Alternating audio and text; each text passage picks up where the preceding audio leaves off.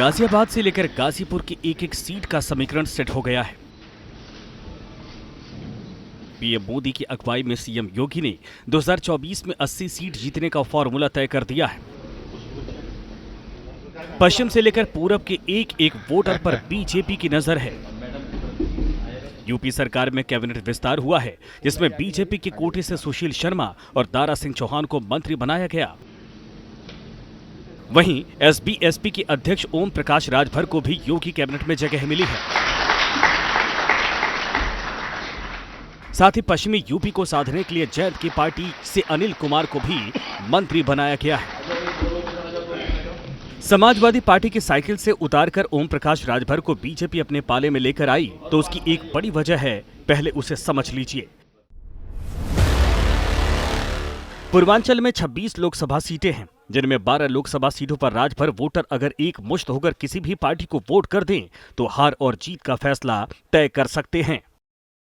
2022 के विधानसभा चुनाव में बीजेपी को सबसे ज्यादा नुकसान पूर्वांचल के उन्हीं इलाकों में हुआ था जहां ओम प्रकाश राजभर का प्रभाव माना जाता है। बीजेपी अंबेडकर नगर और आजमगढ़ में तो खाता भी नहीं खोल पाई थी। मऊ और गाजीपुर में भी बीजेपी का बुरा हाल था। अब राजभर के सहयोग से बीजेपी मिशन पूर्वांचल को अंजाम तक पहुंचाने में जुटी है। इस तरह का जोश रैलियों में मिलता है, उसी तरह का जोश आप यहाँ देख रहे हैं। इसी तरह का जोश 24 के चुनाव में भी आपको मिलेगा। कहीं भी आप रैली देखेंगे तो इसी जोश खरोश के साथ माननीय मुख्यमंत्री योगी आदित्यनाथ जी के सपने को और देश के प्रधानमंत्री माननीय नरेंद्र मोदी जी के सपने को साकार करने के लिए प्रदेश की 80 सीट, देश में 400 सीट जीतने का जो लक्ष्य है उसको पूरा करने का हमारा हर कार्यकर्ता, एक एक कार्यकर्ता अपने अपने बूथ पर, अपने इलाके में एनडीए को जिताने का काम करेगा। पूर्वांचल से ही दारा सिंह चौहान भी आते हैं। दारा सिंह चौहान को पार्टी बदलने के लिए जाना जाता है। समाजवादी पार्टी छोड़कर वो बीजेपी में आए, लेकिन उपचुनाव में हार गए। लेकिन बीजेपी को विश्वास है कि दारा सिंह चौहान की वजह से पार्टी को पूर्वांचल में फायदा होगा। बीजेपी की नजर पूर्वांचल के नोनिया समाज के वोट पर है, जिस समाज से दारा सिंह चौहान आते हैं।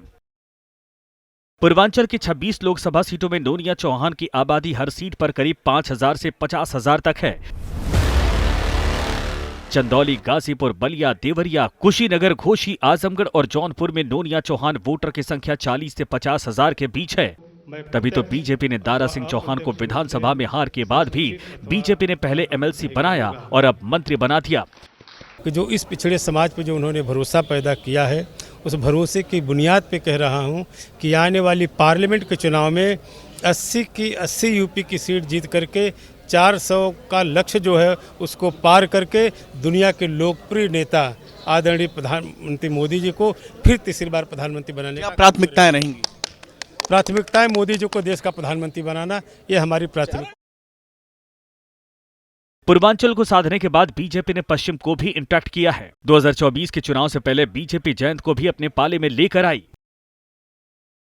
अब आरएलडी के विधायक अनिल कुमार यूपी सरकार में मंत्री बन गए, क्योंकि पश्चिम यूपी में कहावत प्रचलित है, जिसके जाट उसके ठाट। तो इसे भी समझिए। पश्चिम यूपी में जाट आबादी करीब 17% है। पश्चिम यूपी में लोकसभा की 10 से ज्यादा सीटें हैं, जहां जाट वोट बैंक का प्रभाव है। 2024 के लिए बीजेपी 400 का लक्ष्य लेकर चल रही है, जिसमें फोकस है यूपी की 80 सीटों पर। बीजेपी का मकसद क्लियर है। 2024 में जो सीटें बीजेपी हार गई थी, वहां भी 2024 में कमल खिल सके, तभी मिशन 400 का लक्ष्य पूरा होगा। Team news nation.